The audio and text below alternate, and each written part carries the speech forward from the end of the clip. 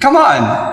These relationships that you think are so awesome. And you know why and I'll fill you in a little. I'll fill you in, especially the teenagers in the audience and the young people in the audience who kind of just recently kind of shot an email and somebody emailed them back and a little Facebook thing happened, and a little wink and a little there in the playground, even though it's a separate school, but in recess you saw each other and like a little bit of that happened. Let me just fill you in a little. All of this is a product of low self-esteem. You think you're ugly. So if a guy thinks you're cute, you're like, really?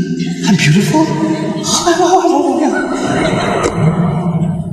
You have low self-esteem. You think nobody's going to like you, nobody's going to want to marry you, and all of that stuff. And on the other hand, the guy, we don't have good friendships and good relationships, and we're looking for something. And most of the guys, I don't have to tell you what's going on in your head. You and I have ijma' on this issue. The things that go on in our head. There's no reason for me to explain all of that to you. But just because you have raging hormones and you're like daydreaming about girls and things like that, it doesn't mean that you're in love. It just means that you haven't controlled your temptations yet. And you're ruining somebody's life. You're ruining an entire family. You realize what you're doing? And you call it love? You tell me if she was like 50 pounds fatter, you still be in love? Because she's the same person, same ruh inside her jasad, right? If she was a burn victim or something, if her hand burnt off, or her ear was missing, you still be in love? Or you find somebody else to love all of a sudden? And if you can't answer that question honestly, then come on, you're not in love, you're just hormonal. That's all you are, This is what we've done to relationships that are supposed to be beautiful. Marriage is supposed to be a beautiful relationship. It's supposed to be a lifelong relationship. But because you're watching all of these models on TV and stupid women that are just throwing themselves at men and all this stuff, and you've developed this delusional concept of what it means to have love in your life. Delusional concept.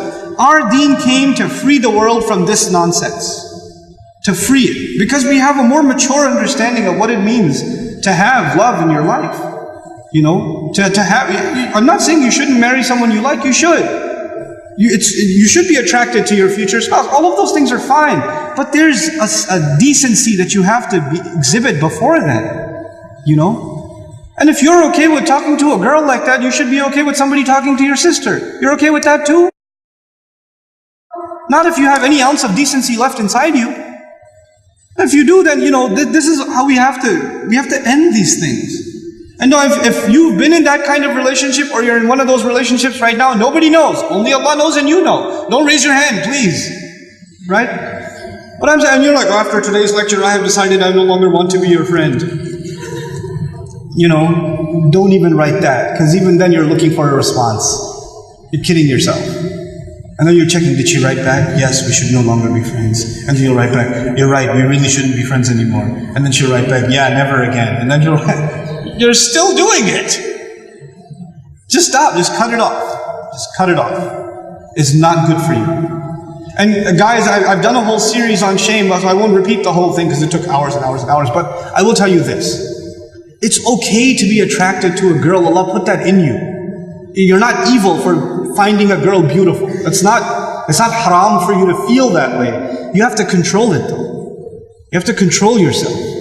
Our deen teaches us self-control. And if you cannot exhibit self-control in one aspect of your life, you'll lose self-control in other aspects of your life.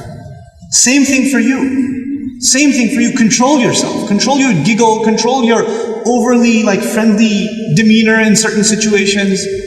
Don't be oblivious to, don't say we're just friends, or he's like a brother to me. If he ain't your brother, he ain't your brother. That's it. That's it. Either he's your brother, you share a mom, or he's not. And that's the end of it.